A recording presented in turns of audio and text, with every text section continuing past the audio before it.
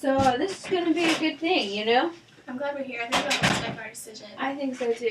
I'm a little nervous. Hi, how are you today? Bill. Bill, nice to meet you. Hi, I'm Erin. Nice to meet you. Erin, nice to meet you. I'm Susan. I'm going to be Charlie's caseworker today. Awesome. Okay, so I have been looking over some of these notes that I've gotten from some of Charlie's teachers, and it looks like you guys are kind of here to discuss his education options. Yes. Okay, so tell me a little bit more about that. Where is he now? Yeah, he's at a residential school, TSD. He's at TSD, Mhm. okay. And how old is Charlie? He's 11. He's 11, okay.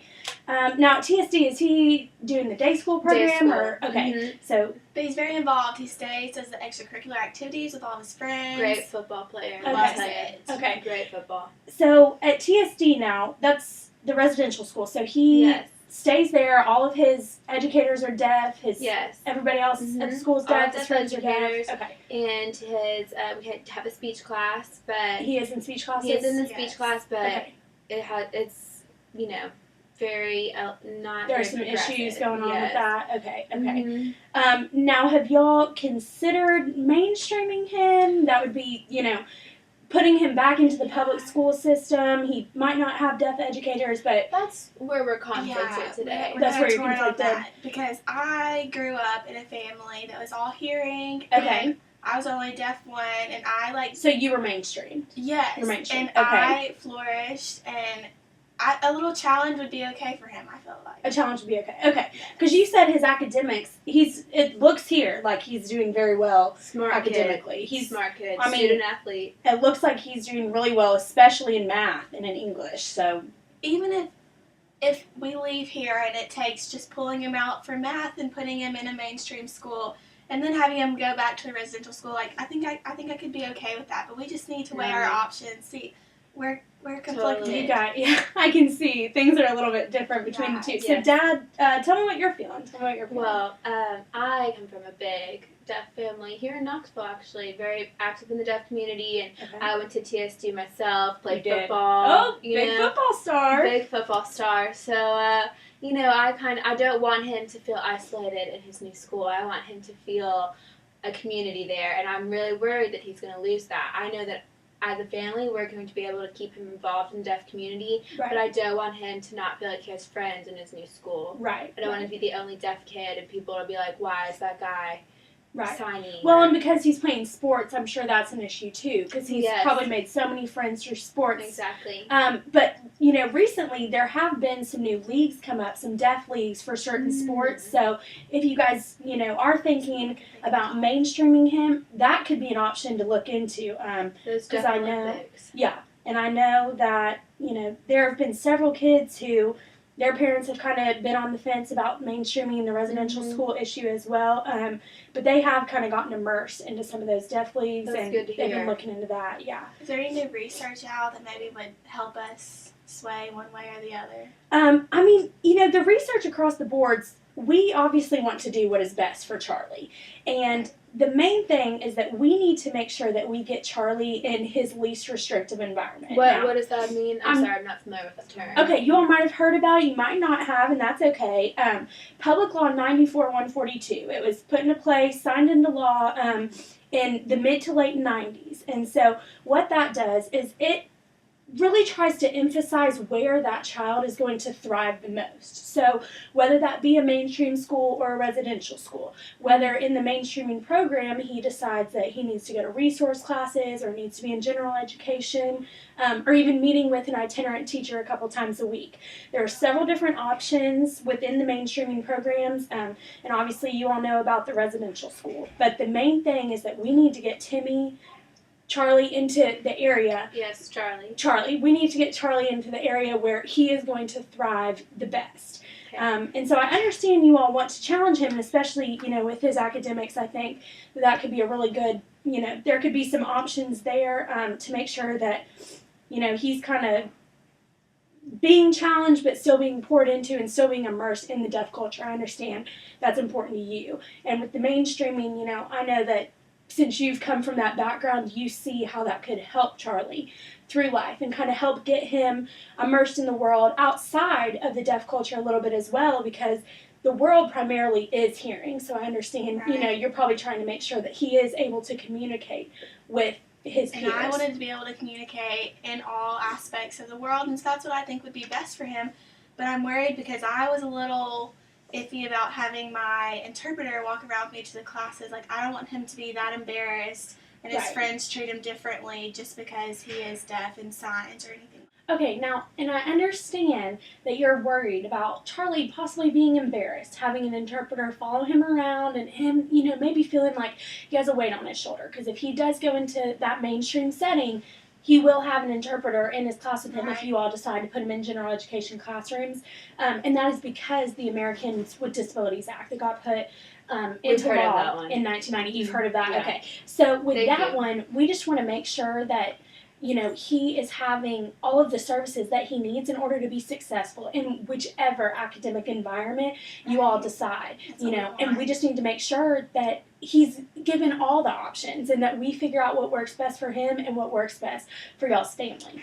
So even if, he does get embarrassed, he might get picked on a little bit because, newsflash, it's middle school. Kids can be mean. I know you all know that. We've all been through it. Kids can be mean. But at the same time, if you all continue to work with him and if he continues to stay immersed, in some of those deaf activities, stay immersed with his friends, stay immersed in the deaf culture, he's going to be able to build his self-esteem through those avenues. You all understand that? Yes. Okay. So shoot it to us straight. What are the pros and cons of each mainstreaming and the residential program?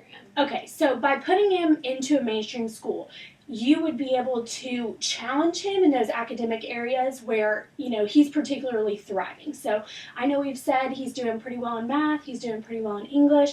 He will be able to get more of a challenge in those areas, whereas he would not be able to get a more advanced curriculum at the residential school. So earlier you had mentioned like a resource room. Right. What is that? Okay, so that would be like he will go into the school, and for those certain classes, he will be pulled into the room where he needs more help in. So if you all want to keep him, in the mainstream school, if you decide that could be an option, then he will go to the classes where he is more advanced in. He will go to those classes and be in the general education classroom for those. And then in the areas where he needs a little bit more help in, we're going to pull him out and put him in a resource room. So that could be a good transition into the mainstreaming program. Right. So in that way, he'll get more, kind of one-on-one interaction with the teacher. Sometimes there can be a deaf educator in the room. If not, he will still have that interpreter with him, at all times to help him kind of make that transition. And now if one con to putting him in the mainstream program is sometimes parents fear, well, if we pull him out of the residential school, he might lose some of his deaf friends. He might not be around them. That's what you're pointing. That's kind of what Dad's feeling. Yes, very much. And I understand where you're coming from, and that has been a concern for other parents. So you are not alone in that, I can assure you. However, you all just have to keep investing in him, keep making sure, you take Charlie on those play dates with his friends, and you just got to keep working through that with him, because it is going to be a difficult process. It will be kind of a transition if that's what you all decide to do, but he can maintain those friendships. And then if we kept him in the residential? If you keep him in the residential school, obviously the pros. He's been there. He's attended that school.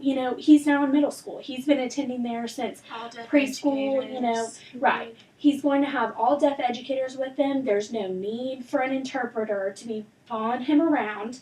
It's a community. Right. And it is a community, and it really influences the deaf culture and keeps him immersed in that. And I know you said he's already involved in sports, so again, he's going to have that contact. He's going to be able to communicate. Football player, just like his dad. But he's going to be able to keep that contact with his friends. But a con to the residential school, just like we mentioned with the mainstream school, if you do keep him at the residential school, he cannot get any advanced curriculum while he's at that residential school. And he's already excelling over some of these kids. Like, we need to do something about this. And I see that, in his notes, like, he is doing extremely well. He is far above some of his deaf peers. Could we do, like, a half-half program? There is a half-half program. I read about that. It's kind of new, it's coming into action, but what you might be able to do, and I can, give you all some further research about this and let you know about schools that are participating, but there is an option. They kind of call it the half-half, but he will go to the residential school for those areas, where he's kind of on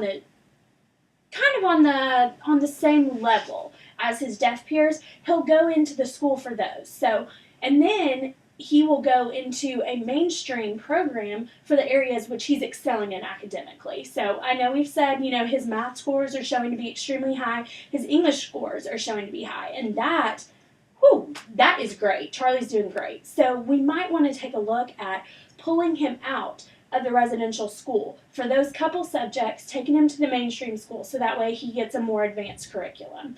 And that is another option. That's something, for y'all to kind of think about, but that's something that a lot of parents are choosing to do now since, their kids are excelling in a couple subjects and, not doing poorly in other subjects, but they're just not off the charts. Does that make sense? Yeah, I think there's some good options that we're really going to have to think and talk about. Yeah. Many decisions to make. A lot of decisions to make. Do y'all have any more questions or concerns? We'll be in contact. You'll be in contact. Okay, well, I've got my card here, so I'll give you all, and my phone number's on there, my email's on there, and you all can feel free to contact me at any time. Thank you so much for your help today. Okay. We really needed this. Thank you. Thank you. Thanks. We really appreciate you. Thank you. And I'll be in Great contact day. with y'all soon, okay? Thanks. Bye.